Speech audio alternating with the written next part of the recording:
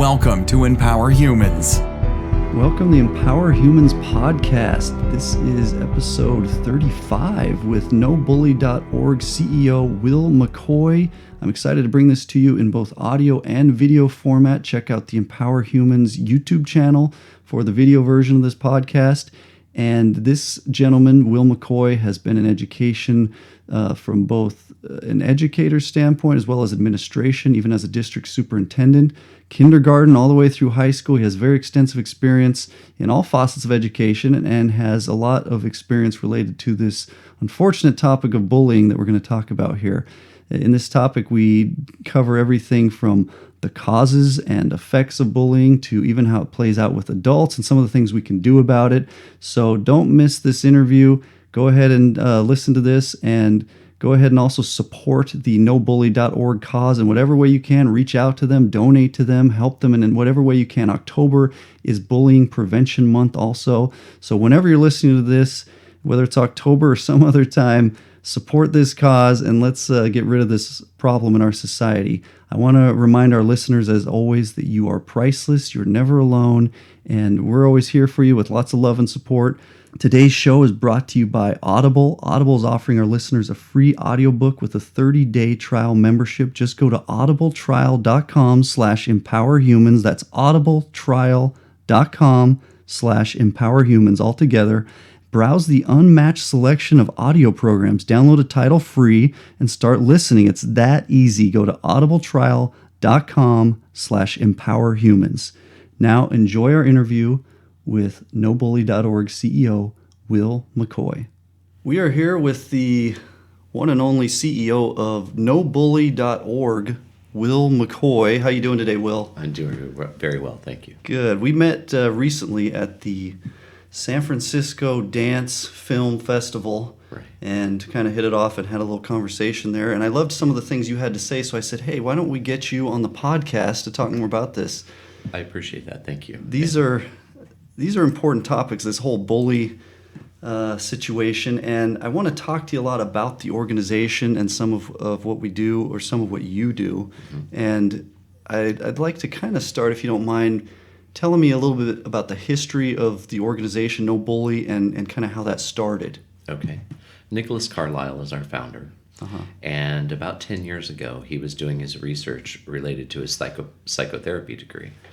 And he was fascinated by bullying. As a victim of bullying himself as a child, he knew that there were long-lasting personal impacts, mm-hmm, and wanted to find out and do research. He has a background as a barrister, working for Amnesty International, incredible causes, and decided to take up anti-bullying as his primary cause in his lifelong work. Right. So about 10 years ago, he started working with schools and working with individuals to really learn about what do we know about bullying and what do we know about the prevention of bullying. That's when he developed what's called our solution team approach. And over the next 3 years, he started piloting solution team idea in different schools locally here in the Bay Area. Then we started to grow, and there was an additional interest from schools, which is wonderful. Yeah. And we really started to develop out our school program.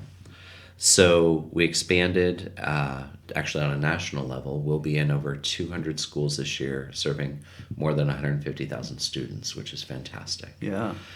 We have 20 trainers nationwide that we employ, and each trainer works with each school at least 3 times. I mean, we are deeply embedded within the system. Our flagship product is called the Solution Team, our 1-year program. Okay. And we're a 3-year program, but our flagship product is about getting in with the schools, partnering with the schools, and doing deep professional development on the identification and intervention of bullying. So that being said, Nicholas developed this slowly over time and has grown us out to where we are now. Wow. Yeah, it's fantastic. And this month, we're actually launching our Power of Zero campaign, which is anti-cyberbullying. And that's an international campaign where we have amazing partners like AT&T, Facebook, Hasbro, and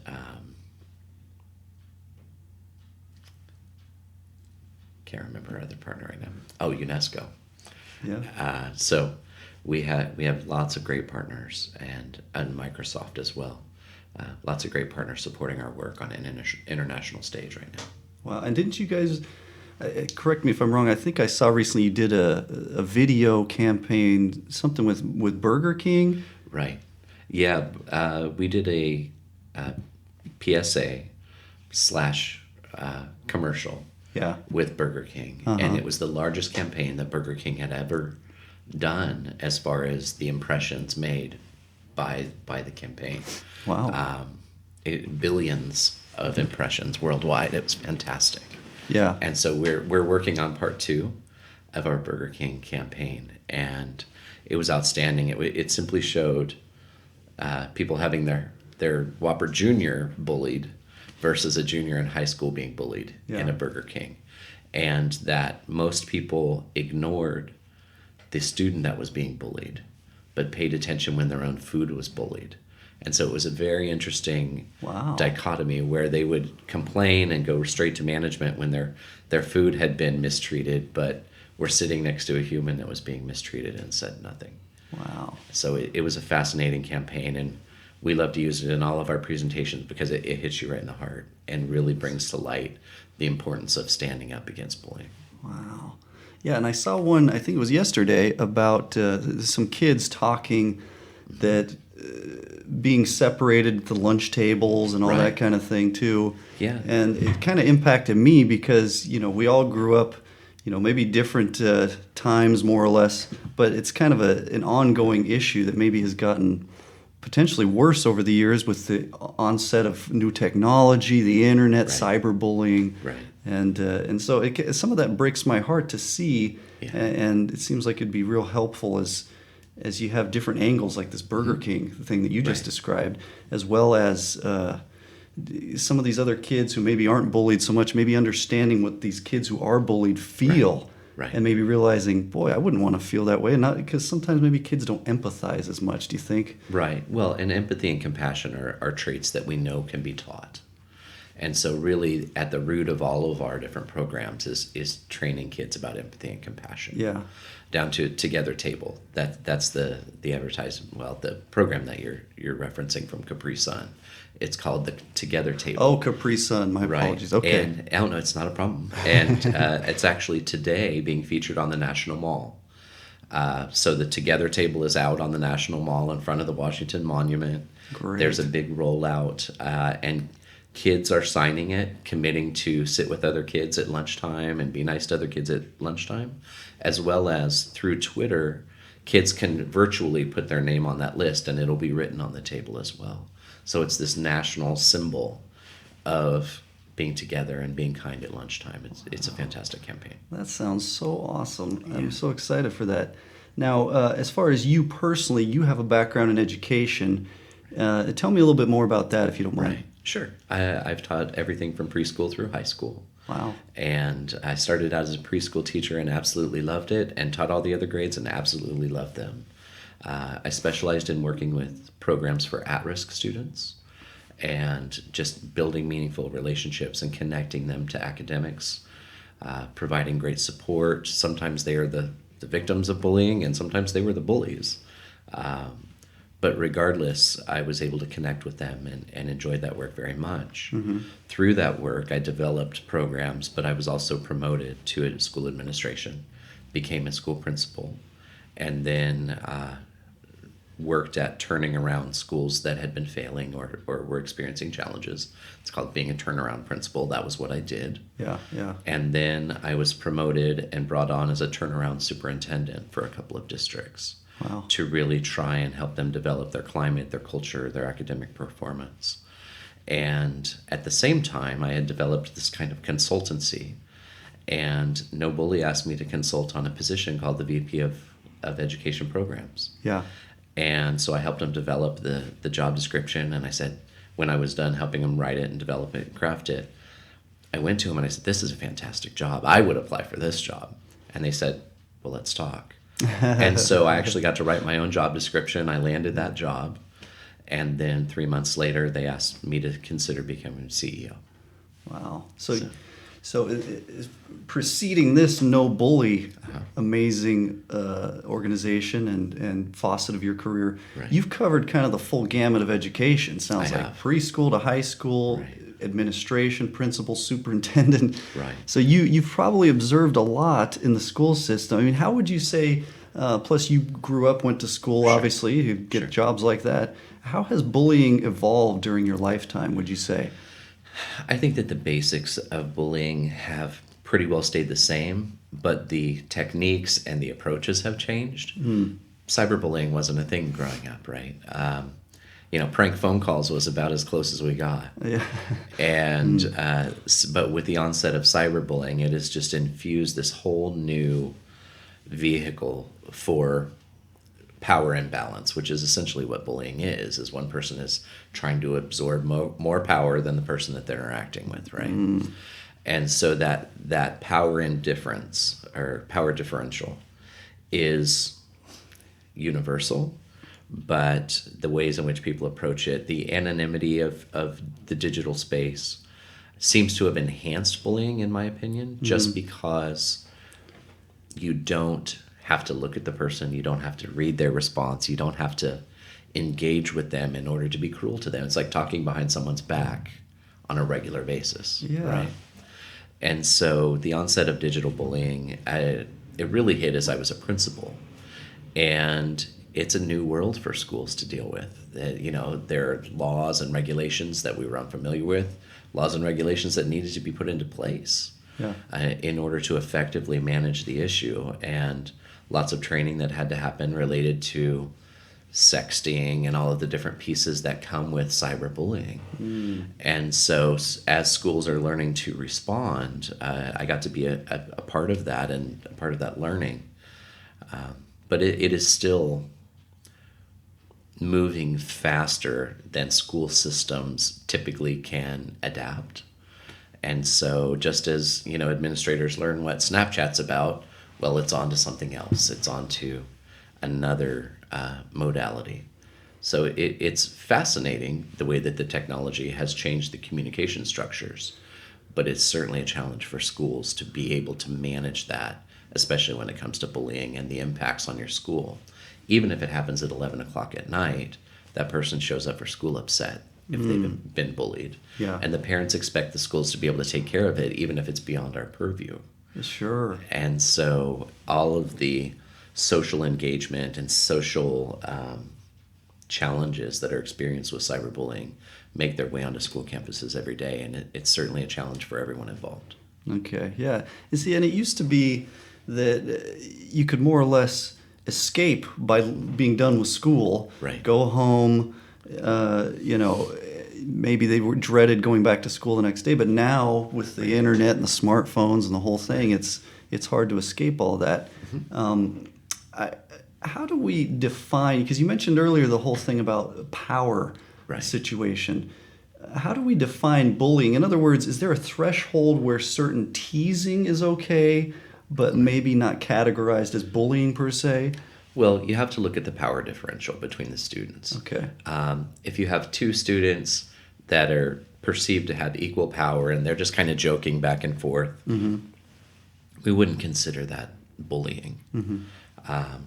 It may or may not be appropriate, but we wouldn't necessarily consider it bullying. Bullying is something that occurs on multiple occasions where there's an extreme power differential. And so that is kind of the benchmark by which we judge that. If there's a student that could be characterized as a victim, okay, that sounds like a bullying or a harassment situation. And so really just that power imbalance and it can be physical, it can be emotional, it can be social, all those different types of bullying, verbal and online. All of those can have elements of either equity and teasing amongst friends, or if there's that power differential that comes into play, then that's bullying and needs to be addressed. Okay, that's a good way that we could start to differentiate, because kids always seem to want to tease each other and maybe define their place in the world, and then you've got You've got certain power situations. I don't like labeling. Sometimes people might say words like jock or nerd or rocker. You know, when I was a kid, I played music, so I was a rocker kid. Right. I played the drums. I wasn't necessarily bullied so much. If you don't mind me asking, when you were a kid, were you bullied by chance? Some, yes. I was very short for my age, always, and I had physical challenges, and so I had multiple surgeries growing up. I was either normally on crutches. As an adult, I was in a wheelchair for about a year. Oh, wow. Used to walk with two canes. Had some extensive physical disabilities, and received some teasing about that. I remember specifically in high school, I had to go through some major hip surgeries, and afterward, as I was going through the therapy, the muscles within my hips were tight, so I had a bit of a penguin walk, right? Yeah. And that differentiated me from the group, right? Just my walk, as I was having recovered from all these surgeries and all these challenges. And I remember specifically being teased about that, until people got to know me and then realized, oh wow, he's been through a lot. That's because his body's adapting, not because he's weird or whatever. Which is another key to preventing bullying, is making sure that kids have the opportunity to really know each other. It's much easier to bully when someone's anonymous, right? When you can just pick out something that's very shallow without a story and a character and a person behind it. Yeah. So if you just see someone and they're short and you happen to be tall, which I never have been, then it's easy to just say, kid, you're short. But when that person is a real person, a real human with feelings, back to compassion and empathy, it's more difficult to draw that simple line, make that power division, because that person that's short could grow up to be your heart surgeon someday, right? So you need to really consider who it is that you're judging so shallowly. Yeah. So in a lot of ways, this whole area is real close to your heart because you experienced some of it, plus you've seen it at the education, administrative levels. Now, one thing I wanted to touch on too is there kind of a difference in how this plays out among boys versus girls? Right. I can only speak to what I've seen in schools. Fourth grade and fifth grade girls are some of the most relentless bullies, can be some of the most relentless bullies that I've ever seen. Wow. It seems like they're really trying to develop their social norms, their acceptance, and they can be friends at 8 o'clock, be enemies by 8:15, and get back together and be in class by 9:30. Oh, wow. There are just these social dynamics at play that really can hurt other young women primarily. Boys, I haven't seen over my career a big shift in boys' behaviors. Frankly, the only change that I've really seen is in the dynamic where you add the digital space and the cyberbullying issues with sexting and with the social aspects of interacting with girls. A young woman that maybe makes a poor choice and shares a picture she shouldn't have is more, can become more of a target if that boy makes bad choices with whatever picture is sent or whatever is said. So it gives additional power to the young men to use at their discretion, which obviously we don't encourage. Of course. But young women can be quite vicious in their bullying. Now, do you find young women get physical at all, or is it more just a lot of words and looks? You know, girls. I've seen the spectrum. Yeah. I've been involved. I worked at some schools in inner city urban areas where physical contact between girls was not uncommon. And so that obviously is detrimental all the way around. But I think that you see the spectrum in both boys and girls where, it ranges from what starts as a simple tease all the way through physical bullying. You see the spectrum with both sexes and probably equally. Yeah. But, none of it's okay. Of course. Of course, it's interesting to see how the difference. And you talk about fourth and fifth grade girls. I mean, we're at an age there where puberty is starting and hormones, these other things. I wonder how much that plays into it. Do we get any sort of experts weighing in on these different things that go on at different ages that contribute to this by chance? Well, I think that there's a lot of research related to bullying that's being done right now and being undertaken because everyone is seeing what a global challenge it is. Yeah. 1 in 3 children internationally are bullied. 1 in 3. That's just simply not okay. Wow. It's actually qualified by the UN as a crisis, a crisis related to children. And so that being said, there's a lot of attention, a lot of resource, a lot of research dollars being put into it. Yeah. There's an international bullying forum now that takes place each year. This year it'll be in Dublin in June. We're hoping to be able to attend and present. But it's a global crisis. It would be considered an epidemic if it were a disease. Yeah, and I wonder how much the landscape around us has to do with this. In other words, we look at our political system. We won't name any names. Sure. We look at business and other things. There's a lot of things that go on there that kids observe too that could easily be classified as bullying. So I wonder if we talk about focusing on the kids, and there's probably a lot that can be done there. Right. But in terms of leading by example, I wonder how we're doing in that arena.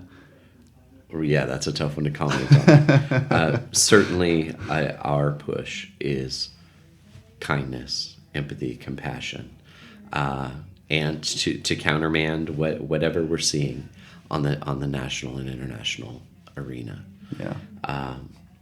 I feel for anyone that's bullied, and I certainly see ample examples of bullying on the national scale. Yeah. But I do think that, just to be a little bit more frank, we have seen an uptick in politically acceptable bullying.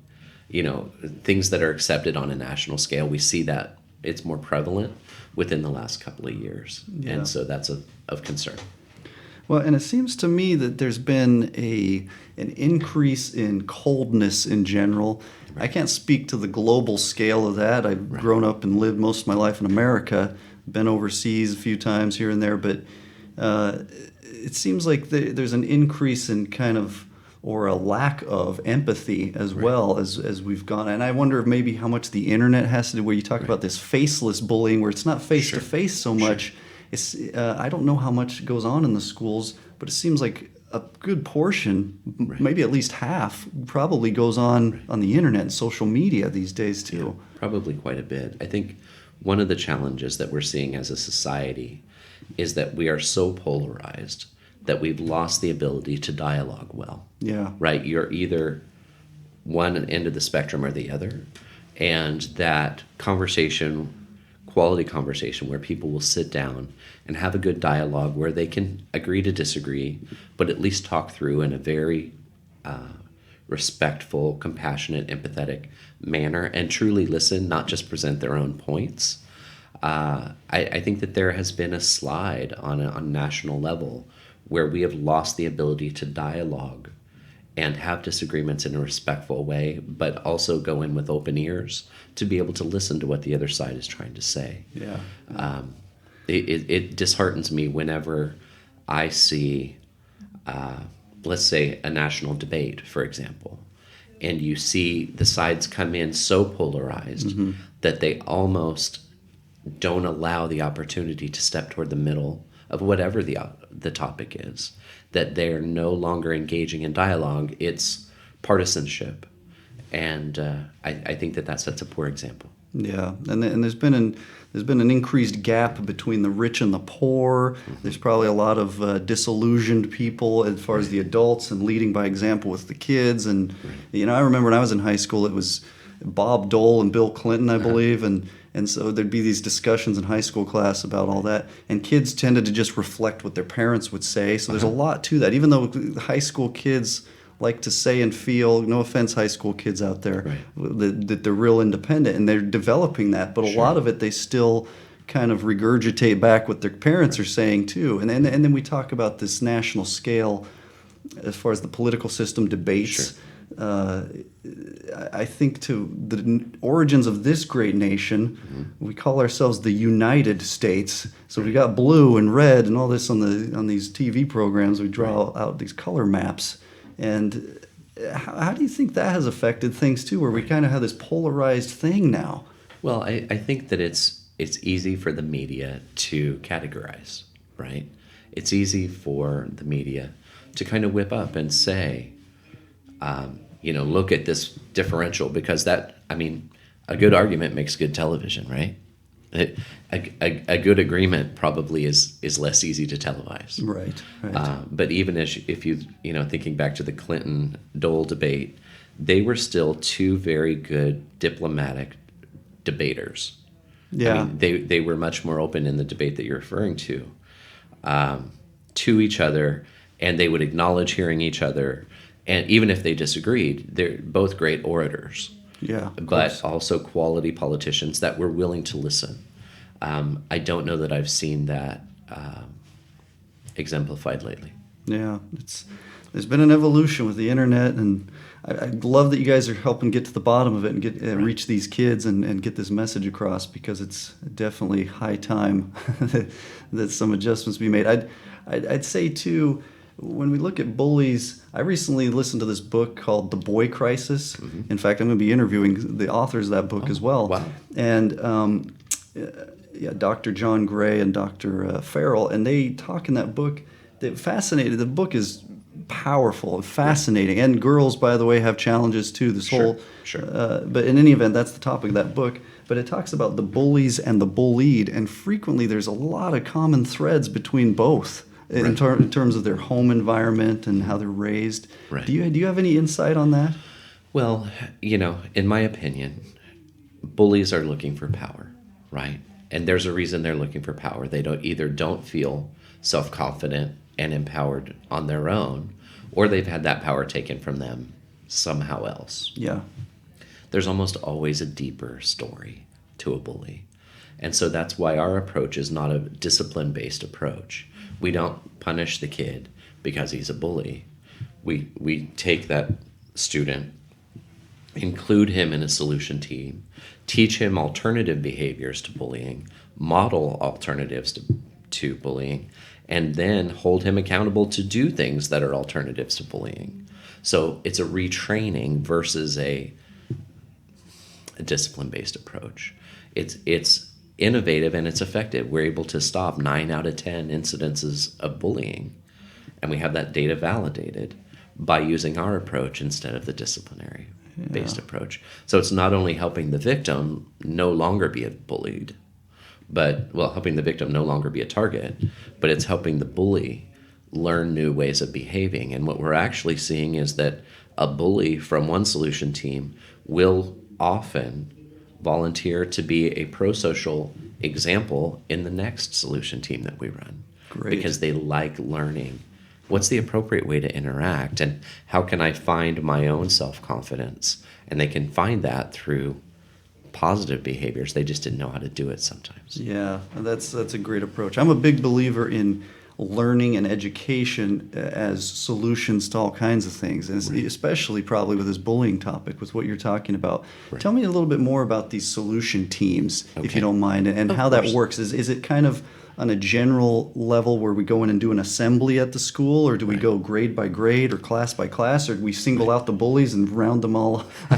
I doubt that, but go ahead. Well, it's honestly not far from that. So if there's an instance of bullying that occurs on a school campus, then we first speak with the target and say, are you okay? Do you need help? Is there anything that we can do? And then we offer to run a solution team around that student. So we get the student's consent, and then we meet with a group of, say, 6 students. And 3 of the students would be those that are involved in the bullying type behavior. And 3 are pro-social students, the students that are like sunshine with tennis shoes, that walk your campus and you want a classroom full of them, right? Sure. So then you hold a solution team meeting and you say, okay, well, let's talk about, and I'll just use a student's name. Let's say Fred. Fred is the target. Fred is being bullied. He's having a really hard time. So then you start building on their compassion and their empathy. Fred gets dirt put in his water bottle. He gets pushed in the hallways. No one sits with him at lunch. And he gets teased about his haircut. Yeah, yeah. So you really lay out, say he doesn't like coming to school. He's very unhappy. And the solution team needs to come up with an answer. How can we help Fred? What is something that each of us can do or stop doing that will help Fred have a better day and a better school experience? Yeah. And then we work with all 6 of those students. And of course, the pro-social students have great ideas, right? I can help him do his homework. I can sit with him at lunch. I can say hi to him in the hallways. I ride the bus. I can ride the bus with him. Yes. All of those pro-social things that are the examples, right? Love and it. then you get to those students that have not exhibited pro-social behaviors to this point, and you say, what can you do or stop doing? And they'll either choose, hey, I can talk to him more, or I'll be nice, or I can stop pushing him in the hall. I can stop putting dirt in his water bottle. Any of those things will help, and then we get their commitment to stick with it. Yeah. So then we do that. A week later, the group reconvenes, and the solution team meetings are quite quick, 15 minutes. Because they're kids. They don't want to sit for a lasting, rhetorical dialogue. Yeah. They just want a quick answer. Then we check back in with Liam with Fred a week later and say, Fred, how's your week been? And wow, it's a little better. I've noticed these things. Then you meet with the solution team again. All right, how did it go? Well, I did this, I stopped doing that, and you reinforce the behaviors and say, okay, well, I checked in with Fred and he's feeling better. You guys, this is working. Thank you so much. You reinforce that positive. I really appreciate how he got to have a clean water bottle all week. I appreciate how I saw him eating lunch with someone. Yeah. All of those different things. Build that up. Yes. Then with the third meeting, you go in and you invite Fred. And you have Fred tell his story about how different his experience is at school. Yeah. So it's reinforcing directly. And they're saying, hey, I enjoyed having lunch with you. I enjoyed, being nice. You're really funny, Fred. I didn't know that. Yeah. All of those types of behaviors, and then reinforce that. Sometimes there's a fourth meeting, but it often doesn't take a fourth meeting. Wow. Then what we do is follow up with the student 3 months later and say, okay, did it stick? Is school still going well for you? Still happy? And in 9 out of 10 cases, it's yes. Great. Things are going better. Great. And not only that, in the meantime, those that have been part of that first solution team often will volunteer for another solution team for another student. Yeah. So it kind of helps spread from there. It's a great system. Wow. And we found it to be very effective. So we go through and we train schools how to do all of this that I'm talking about. We have parent trainings, staff trainings, and then we work with the leadership team of the school over a 3-year time span on what is the climate and culture of your school. Yeah. Is it acceptance? Is it respect? Is it compassion? Is it empathy? So that we can build that into the grain of the school so that everyone knows, hey, at Harper Middle School, we treat each other with empathy and respect. Yes. So that it's in every message, it's in all the posters, it's on the voicemail, it's at the bottom of the principal's email. All of that positive messaging, we go in and we help them reinforce that throughout their school culture so that then bullying is just not what they do at that school anymore. Yes. Yeah, I thank you for explaining that. That is a good, thorough explanation. And I love that what you do is you get a team together, thus the name. Right. And you build a momentum, Right. you create commitments and accountability. Right. And then in that process, there's a natural learning that takes place, maybe a little disruption in the mind of what was the former pattern, especially on the side of the bully, that might change behavior both towards Fred in that case or whatever moving forward in their life, that maybe these habits don't continue as they become adults too. So, and then exactly. And I love how there's a whole thing of creating a culture at a general, grander scale at the school. Right. How important is that as far as getting a culture? Because we talk about culture in business, we talk about culture at a national level, we have these national holidays and all these cultural things, But in a school, how important is that to have a culture? I would say it's one of the three most important elements of a school is what are the expectations for behavior and how we're going to treat each other and the level of respect we're going to show. And that's not only adult to student and student to student, but adult to adult, which is another area that we're beginning to explore as an organization is how can we build that positive workplace culture for teachers, for principals, for all of the people at the school, because if they're not experiencing a positive culture at their level, that trickles down into the interactions with students and families. So how can we support that school culture for the adults as well as for the students? It's critical in nature. You mentioned corporate culture. We are getting inquiries on a regular basis about going in and working with corporations now. So that's a piece we're exploring. Oh, wow. And also, we've heard from colleges and universities about anti-hazing campaigns. Yes. Their belief that hazing comes from bullying, and that if we can stop bullying, then we can cease hazing on college and university level.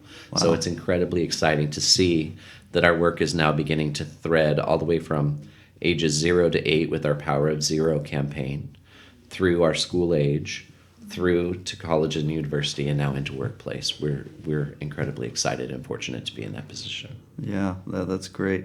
And I think, too, when you talk about hazing, I think to this whole thing, there's some things that seem to be natural or at least ingrained in us. I don't know if it's DNA for generations, where we boys, for example, and girls, too, have certain rites of passage. And so there's been some unhealthy patterns created with things like hazing, that for your rite of passage, you need to pass through all these trials and bullying sort of behavior. Right. And so I appreciate that you're bringing that up too, because the university level, whatever started in third grade and high school, continues on at the. It can, and I know that there have been lots of instances where hazing has become dangerous. And really, I appreciate that there's this national movement, an anti-hazing coalition, where they're drawing the line that this is no longer okay, this is not acceptable, and we need to address it. So they're doing that a variety of ways, and they've invited us to come alongside and see if we can't help. Great. And are there any other programs that are rolled out in these schools besides these teams and so forth? Right. Well, our Power of Zero campaign is our anti-cyberbullying campaign, which we're now taking international. Mm-hmm. It is training students from a very early age. We know that kids are interacting with devices at an earlier and earlier age, right? Smartphones, iPads, all of those different things. And we're trying to teach them compassion and empathy and what we're calling powers. They're powers for good, as far as how to block someone that may be harassing them, how to tell someone, how to ask for help. We're teaching them these different powers that they can apply to the digital world. So that this is even for our youngest students, kindergarten, first grade even, teaching them they have power not only in their interactions in the real world, but in their interactions in cyberspace. Yeah, great. Training them, and we're doing a massive rollout on January 16th with Scholastic, which is the premier provider of educational materials in the U.S. Yeah. And we'll be sending out over 600,000 magazines specifically about kids using their power for good through anti-cyberbullying efforts and the Power of Zero. We're honored to be partnered and working with them and all of our sponsors that I mentioned earlier. But really, 600,000 kids will be impacted and will receive something, will receive information that will help them be a better digital citizen. Oh, that's excellent. So we're incredibly excited. And I love your use of the word power. I mean, as you know, our podcast is Empower Humans, and you talked earlier about the bully side. There's a power element there. Mm-hmm. And so on a certain scale, a certain level, we're empowering those who are being bullied or those who are witnessing it too, with skills and knowledge and techniques to combat it. Not violently, not obviously in any unhealthy way, but they're being empowered. And so I love that. So we're giving them power as well. And so we've talked a lot about the school scale. Did you want to elaborate any more on any of those things? Really our school-based programs fall into two categories. We have what are called fee-for-service schools, where we're approached by a school and we work with them on a regular basis throughout the year, as I described. We also have sponsored schools, and so we're very fortunate to work with Major League Baseball, ESPN, Hasbro, and AT&T. They sponsor schools in their areas, and in certain areas, for example, Pittsburgh Pirates. I always try and highlight them. The Pittsburgh Pirates, as an organization, sponsored about a dozen schools to have no bully training. Wow. And they looked to Pittsburgh School District, and Pittsburgh School District stepped up and sponsored about a dozen schools as well. So we're now serving 24 schools with our program in the Pittsburgh area because of our amazing partners, and because school districts are stepping forward and saying, we need to help, we need to do something, this can't be ignored. So we have our sponsored programs, our fee-for-service programs, and we're very pleased. We have some research coming out from a 3-year study that we did in Oakland schools to prove out the efficacy of our programs. Mm-hmm. So we worked with WestEd, who's an independent research organization, and next week I'll be going through the research document that they have put together related to this 3-year study. Very positive initial review of that data. I'll be going more in depth with it next week, but very supportive of our work, our approach, and how effective our system is. Great. It's great that you have so many partners scattered around corporations, sports teams, all these sorts of things help a lot. And a lot of the youth look to a lot of these things. You know, AT&T provides, phone service, and they eat their food at Burger King or whatever the case may be. Sure. And I realize there's different things that these different organizations do, but then they see, these are all partnered with this. That lends more credence to what you're doing when you walk into a school to say, look, all these organizations that you're a part of and spend money with are also supporting us. Yeah. So listen up a little bit, a little bit more too. Certainly it adds to the gravity of our organization, right? When we can say we've partnered with these major organizations. But I think as important is that our work is enhancing the work of those organizations. Yes. We're working with Facebook on their digital platform for students to see how we might be able to use those 12 powers as a guideline. We're working with AT&T and parents that are buying kids their first cell device, their first smartphone. And what are some things that parents need to know so that their child is safe with a smartphone? Yeah, absolutely. So really, it's very synergistic, and we're incredibly appreciative, of course, because we couldn't have the reach that we do without our sponsors. Of course. And a moment ago you mentioned parents, which leads me to ask, when a kid is the bully, and we'll get into the bullied in a moment too, sometimes parents don't even know what's going on. I mean, eventually they're probably going to get a call from somebody or some other, hopefully not worse notification that their kid was engaged in bullying behavior. What should the parents, when they find out their kid is being the bully in school or cyberspace, what should parents do? I think the first thing that I experienced, at least as an administrator, that I would love parents to consider is, what if it's true? Right? Because there's a lot of initial denial, defensiveness, all of that. Well, no, that couldn't have been my kid. That has to have been the other kid. I don't see that at home, so it can't be happening. So just that general immediately, and I'm going to say parent instinct to defend your child, right? But to just ask the question, well, what if it's true? How might this be exhibited at school? Is this something my child may have done? And if it isn't, if it was a misidentification, the school can help work through that. Yeah. But go in with at least some open ears that if it is your child, there is an issue. Not something that's insurmountable, but simply something that needs to be addressed. It's going to be a collaboration between the school and the parent to try and resolve it. Hopefully not law enforcement and all the other levels it can go to. But just start with, well, what if it's true? And then having the conversation with your child on alternative behaviors and working in collaboration with the school administration. Yeah, and maybe what if it's true with a footnote of, there's hope here, we can solve this. it's not we're beating everyone up right now, but something's going on, and we need to take care of this now before it escalates any worse. Well, and the retraining aspect of our solution teams is a nice opportunity, right? Of course, yes. So yes, your child was picking on someone. We have this ability, this restorative program that allows your student to make it right again and do the right things. Hopefully the parent would step up and say, yeah, that seems like a reasonable approach, and I'd like to learn more, or I encourage Johnny or Jimmy or Jane to do that. Yeah. So yeah, there are opportunities to resolve it, but everyone accepting, okay, this is the situation and this is the truth, and we're going to work through it. As with any situation, that's a great place to start. Yeah, I agree. And as we talk about also the bullied, from the parental level is also them individually. Some might listen to this podcast who are the bullied and may feel alone at the moment. We always say in our podcast, by the way, you are priceless and you're never alone. We say that at the beginning of every episode, so I hope that sinks in with these people.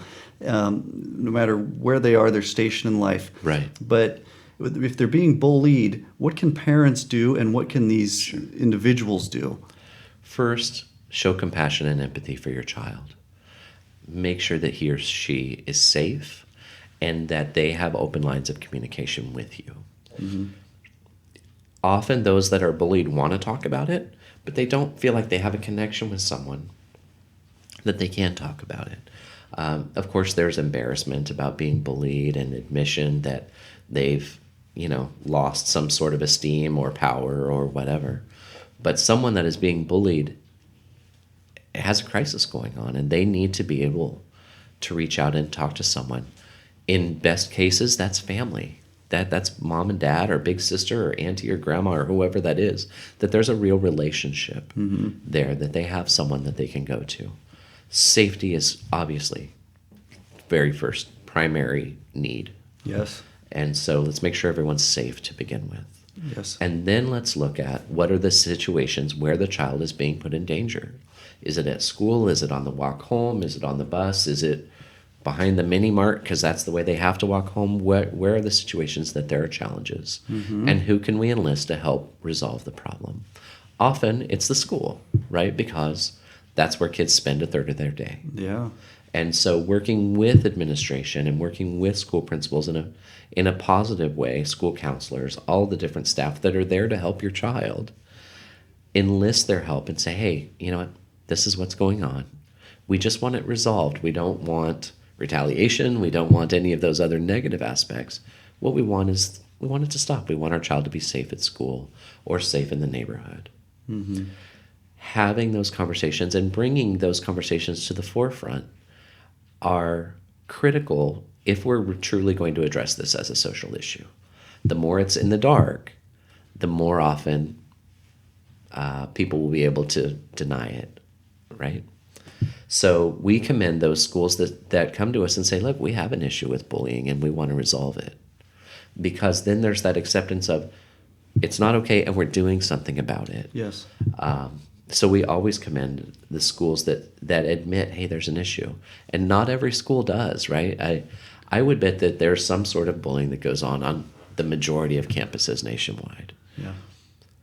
The parent's role is to bring it to light with the school and work in coordination with the school to find a positive resolution to it. But the public discourse needs to occur on a more regular basis so that people take this seriously. We know the ramifications of students who are bullied and bullied and bullied and bullied and either choose self-harm or harm of others.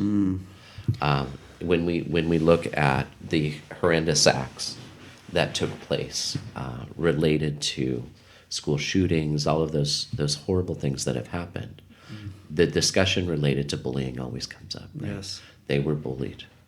Well, who noticed? Who did something? Who didn't do something? How could we have helped intervene at a much earlier stage to really engage with young people to prevent horrendous acts from happening, either of self-harm or harm of others? It needs to be part of the national discourse on a regular basis. Yeah. And there's so much more of that. When I graduated high school in 1998, we're dating me a little bit here, 20 years ago now. And 99 is when Columbine happened, the next year. And since then, at this dance film festival, there was a short film called Too Many Bodies. Right. And I can't tell you enough how that affected me. I was literally in tears watching that. And I don't cry easy sometimes. Right. Maybe I'm trying to sound a little tougher here. But that film and the pictures, they showed pictures of all these people that have been killed, essentially. Not to mention the thousands and thousands of others affected in their families, friends, communities, schools. Right. This is a serious topic. And I think of those Columbine kids, and that broke my heart at the time. I was 18 years old when that took place. And then this other film, Dan Sewer, I don't know if I'm pronouncing that great because I'm not French, but basically it's about male dancers. Correct. And boy, these male dancers, from a young age, they start at age 5 or 10 or whatever it is, they get bullied. And that film really affected me too. Absolutely. There's something to be said for taking care of those who are marginalized. Right. Whether it's someone bullied because of how they dress, how they look, their hair, how tall they are, they had surgery, Sure. These silly things that are inconsequential to who they are. Right. And the dance, like, these people are some of the greatest people around, but they're bullied because they do something not a lot of people do. Right. And I guess I'm just pouring out my heart a little bit here in this interview because, and this is what brought us together, because you spoke after that Dan Sewer film and had some great things to say. And so we talk about, did you have any other comments on any of that? Well, I mean, we have to go from a culture of marginalization to one of celebration. Yes. Really. That they're not like me, and isn't that wonderful? Yes. Instead of they're not like me. Absolutely. It's the world would be very boring if we all only ate the same cracker, right? Sure. So why not celebrate all of the differences that occur in this world? Whatever choices are made, so long as everyone is safe and everyone is being respectful of each other, my goodness, what a richer world we have because of the differences inherent in our society. Yeah. We jumped on the opportunity to be able to be co-presenting with Dancer. We felt that it was a great opportunity to really look at one specific segment of the population with a beautiful film, the incredible film, that really shows, okay, this is what how bullying impacts this particular population. Yeah. But we know that that's not the only population, right? There could be 1,000, 10,000 films about all of the different groups that are marginalized and bullied. This was a particular opportunity. Too Many Bodies. I'm in conversation with the director and choreographer from that. I met with them after Dancer, and we'll be having continued conversations with them as well. Good. As a school administrator, the fear of a school shooting and the training and all of that was petrifying. Yeah. Oh my Having worked through different emergencies, and I actually at one point developed a school safety app because I wanted to make it better for my school district. Okay. Those threats, unfortunately, are becoming commonplace. There are now government films, Run, Hide, Fight, right? Where people are trained, if there's a mass shooting, here's what you do. And that, I'm not going to say acceptance because I don't believe it's acceptance. Recognition of the real threat that does exist is really scary for us as a society. Yeah. And to have to think about that on a school level in protecting students Yes. is a very real and very, on the upside, I will say has brought law enforcement and education together on some very important initiatives, and there's some very good work being done. Sad that the impetus for that collaboration is tragedy, but we'll take the collaboration and I'll treat it optimistically. Yeah. We've had some massive wake-up calls in this last generation or so. We didn't do any of that when I was in school. Any of this, there was always a fire drill You'd walk outside and come back in. Right. There was never, if there's a shooting or some sort of attack, or Right. we didn't think that way. Right. And I'm sure even much less. You're not too much older than me. No, I don't think But so. even in your era, growing up, Right.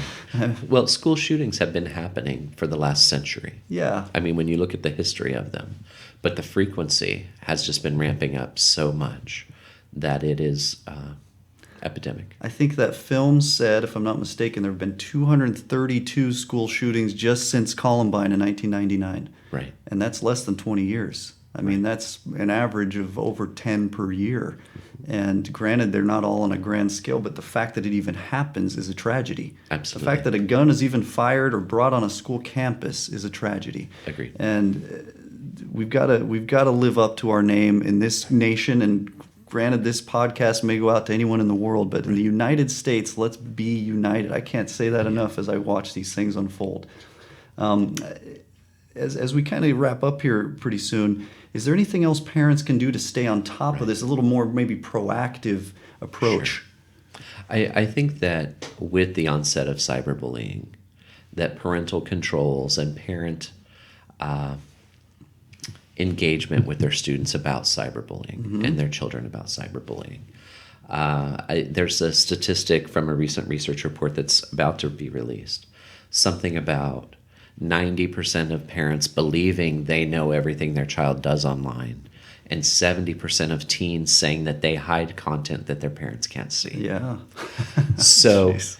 not different from when we were hiding the notes that we passed in my generation. Yeah. However, there's this disconnect between parents and teens related to the cyber space. Yeah. And we need to close that. We need to provide good examples. Do you have device-free dinners? Yes. Do you have conversation about what cyberbullying is? Do you talk with young women about the dangers of sexting and posting provocative pictures?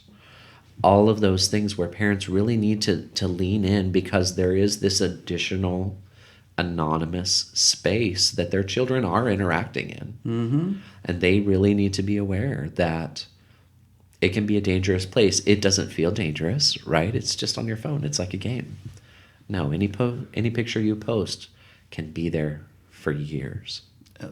And Indefinitely. so just to really consider that deeply and to have that level of respect for the powers that each child brings to the digital space. Yeah, and I've seen parents too talk about that different ideas about when to give a child a smartphone, and we don't need to comment too much as we wrap up here on that, but maybe a more thoughtful approach of maybe we don't give them a smartphone when they're 10 with access to the internet. Maybe they still have a phone where they can call me and text me if needed. But having access to the internet and all the social media, Facebook, I believe their technical age is 13 to be on there. So all these things parents should probably be cognizant of. Well, parents need to be parents all the time. Yeah. And if they're Big going to give their responsibility. child a smartphone, the parent has responsibilities with that, not just the child to take care of the phone. Of course. The parent needs to parent. I don't know what the right time is to give a child a smart device or anything like that, but I do know that the time for a parent to engage and have those conversations is always. Yeah. And in this book, The Boy Crisis, they talk about, especially with boys, but the whole family, it's real important to have a family dinner night, even if it's just once a week. If it's not every day, people get busy, all the different events and sports, whatever it might be. But to have a family dinner night, just as we throw out tips, these are just things. Sure. Do you have anything else you want to add on any of that as far as what they can do? I know that the gaming community is a place where a lot of bullying can occur. There are limits that parents can put on gaming, but also I play Fortnite with my son. My son's 13 years old. Great. And we play together. And so I have a feel for what the game is, what it's about, all the things that are going on, so that then I can engage with him and have that conversation instead of him saying, oh, I was just playing a game. That disconnect is, I won't say dangerous, but it provides the opportunity for consequences we don't predict. Yeah. And so closing that gap and being involved in your child's life, both in the real world and in the cyber world, is something we would definitely recommend. Yeah, I love that, because having a rapport with the kids, maybe connected them with them at their level, technologically, literally and figuratively connecting with our kids, hugs, talking with them, family dinner night, play Fortnite, all these things are powerful, and it's just making a little decision. Instead of watching, we won't name names, whatever it might be, for as long, let's spend a little more time with the 8-year-old Johnny or 9-year-old Sally or whatever. I don't know if parents name their kids Sally anymore, but we love all the Sallys out there. That's right. And all the rest of you. Last couple questions. Is there anything else the other kids who may be kind of more on the sidelines just watching these things unfold, anything else they can do? Well, certainly we encourage, and the Burger King ad, back to the Burger King ad, really showed this. We encourage people to stand up for others that are being bullied. It means so much to know that there's an ally, there's someone in their community that is looking to help. So kids that may be strong and have that self-assurance and confidence, but don't necessarily engage in when they see discord happening, for those kids to step up and say, hey, wait, this is not okay. We don't act like that here, not at our school. One of the things when I was a school principal, those proudest moments were when interventions happened among students from other students. So when there was a disagreement and a student stepped forward and said, hey, wait a minute, we're better than this. We don't need to do this here. Those are the moments that we need to celebrate on school campuses, in our community, when others help us do the right thing. Do one more good thing a day, and the world will be a better place, right? Yeah, absolutely. So just teaching kids that it's great not only to assert yourself and not be a victim, but also to help those that are in a position where they have lost their power. Yes. Yeah, we always tell our audience, I have a few challenges at the end of these podcasts. We tell our audience, start studying if you haven't, keep studying if you have, just keep learning and growing. And as you learn, you realize you got to love the living creations around us, especially other people. And the other challenge is make great moments, and that could be observing someone be bullied, wrap your arm around them and say, you know what? That's not you. You're better than that. I'm sorry that's happening to you. I'm going to talk to whoever. I know kids get worried. We all were there. Sure. Kids think that we don't understand. We know what it's like you don't want to be the snitch. You don't want to whatever. But step up and do something. Even if it's anonymously going to the principal or whatever. I saw this happen. I just think you should know. I don't want my name involved, but I want to make you aware. Well, kids need to be empowered in all these areas you said and things like that. Take action, take control of your life and of what's right.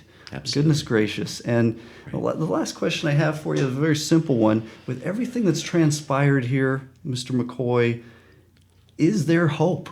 Oh, without question. I wouldn't do this job if there wasn't hope. There is always the opportunity to enhance the life of a child, to make a situation better, to treat each other more respectfully, and to celebrate differences. Without question, there is hope. It's going to take time. We're talking about cultural shift.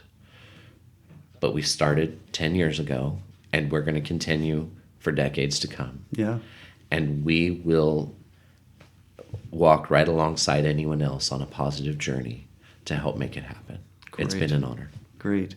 Thank you for spending time with us. I love the work you're doing. Thank you. Commend you big time with all this, and I hope you continue to make strides forward, and that people listen to this podcast and that attend your events and your various initiatives that you do in various communities and schools. So thank you again, and maybe we'll do a sequel here down the road and see how things are going. You know what? It'll be good because things will get better. Okay. Thank you. Thanks so much for listening to Empower Humans. If you enjoyed the show, please rate and review this podcast. For more great content and to stay up to date, visit empowerhumans.com. We'll catch you next time.